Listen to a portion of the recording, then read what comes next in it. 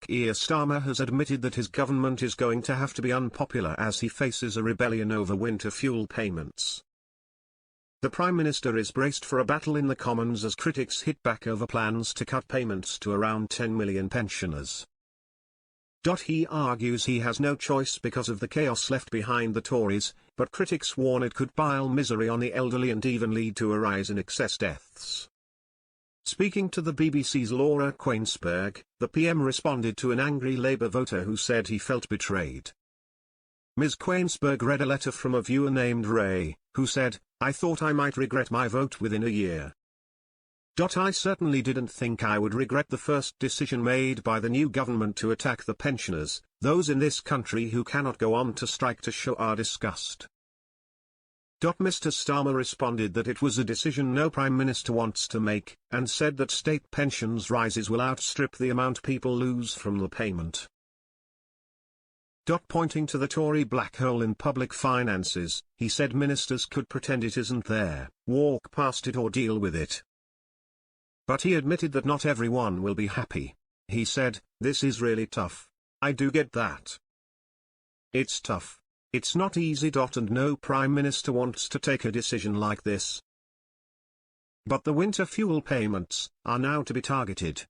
They were untargeted before and I think everybody thought that wasn't a particularly good system. So it needed to be targeted. Obviously those most in need will continue to get the payment." Mr. Starmer went on to say the government is committed to the triple lock, which has seen pensions rise faster than earnings in recent years.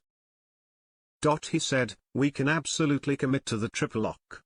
And what that means, and this is really important, is that the increase in the state pension will outstrip any loss of pensioners of the winter fuel pension." Chancellor Rachel Reeves announced in July that the payments, of up to £300, would be means tested. This means only those who receive pension credit or other benefits would receive it, a move that will save taxpayers around £1.4 billion this financial year. It comes as the government grapples with a £22 billion black hole left by the Tories. But 10 Labour MPs have signed a motion opposing the move, giving an indication of the strength of feeling.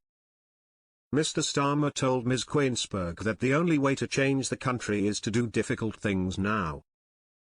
"I know they are unpopular," he conceded. The PM said previous governments had run away from difficult decisions. He went on to say that Labour can only keep the promises it made to voters if he acted in his first few months in office. Mr. Starmer said, "I'm convinced that because they've run away from difficult decisions, we haven't got the change we need for the country." The PM added he is absolutely convinced we will only deliver that change. "I'm absolutely determined we will, if we do the difficult things now. I know they're unpopular, I know they're difficult, of course they're tough choices." And in a dig at his predecessors, he said, "Popular decisions aren't tough, they are easy." 7 Labour MPs were suspended after voting with the SNP demanding the 2-child benefit cap was lifted. Mr. Starmer can expect more dissent in the Commons on Tuesday when MPs vote on winter fuel payments.